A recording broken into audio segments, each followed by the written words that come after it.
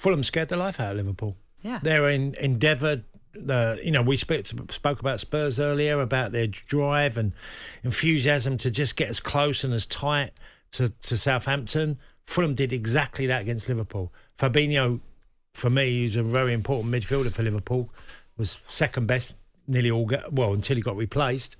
I think where you could say, and it's easy to say in hindsight, but playing Firmino down the middle, and Firmino likes to drop in. He was dropping in all into an area where there was loads of Fulham players, and they just swarmed all over Liverpool, and they did it brilliantly. Mitrovic gave Van Dijk enough problems, too many problems, and obviously with a penalty, which, is a tight call, but most people seem to go it was a definite penalty. I think Klopp's concern would be that his side are not very easy to play against very often. And there's been a bit of a reaction towards Trent for the goal. Yes, for that first goal. For the first goal. He certainly was caught underneath, shall we say, the ball and everything. And Mitrovic was able to benefit from that. I suppose, in a way, it felt like he sort of coward might be the wrong word, but it didn't really show the defensive nous that you'd expect. Well, he's never... Look... What do you want from Trent? You want a brilliant player that creates everything. and causes... You want everything. No, but he causes so much trouble when he's on the ball. He's a brilliant attacking wing-back, okay? And he's never been... why does Gareth Southgate not pick him first choice for right-back for England? Because he's concerned about Trent...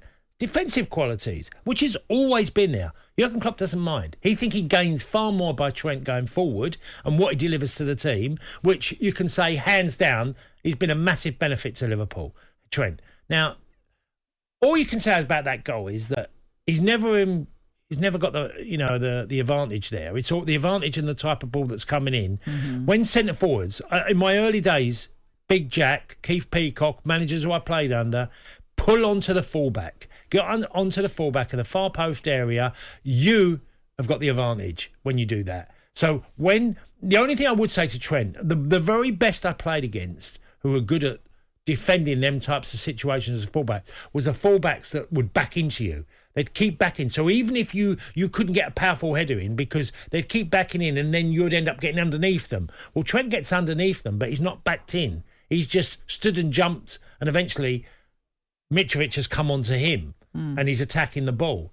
Now, he doesn't do that particularly well.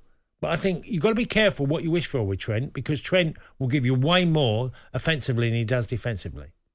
Another injury, though, for Liverpool. Thiago going off. Not surprised. Mounting injury list, really. Yeah, I'm not surprised, because he has a number of issues with injuries over the last 2 or 3 years, and an incredible footballer. And, I know Liverpool need him to be fit and regular week in, week out.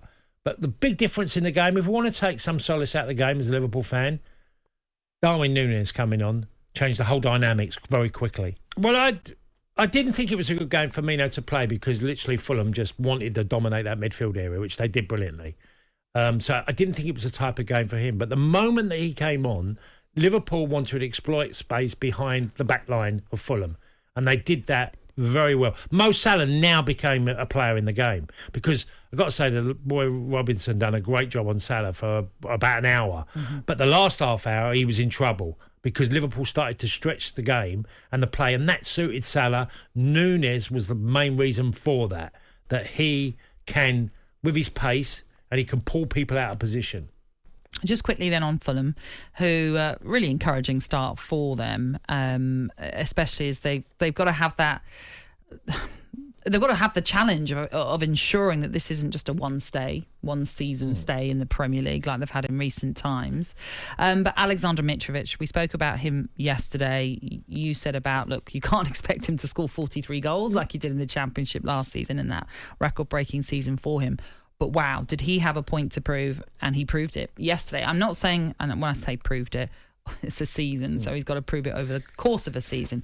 But he showed he can do it. And perhaps we saw last time around, Scott Parker just didn't have faith in him.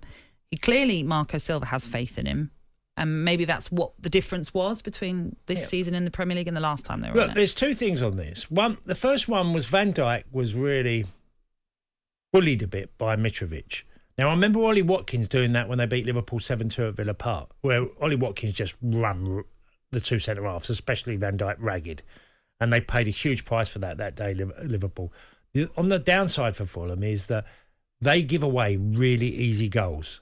Now, as much as they played brilliantly well yesterday, the 2 goals they conceded were a team that looked like they're going to concede them type of goals regular, where they just make mistakes in the heart of their defence. Because the two centre-halves played really well, but they've made mistakes in the type of runs and where the ball was dropping, and they paid a huge price for it for them. They were clearly Jurgen Klopp said after the game, we got something out of it, which was the big plus of the day. Fulham deserved all 3 points. The Sunday Sports Breakfast with Natalie Sawyer and Tony Cascarino.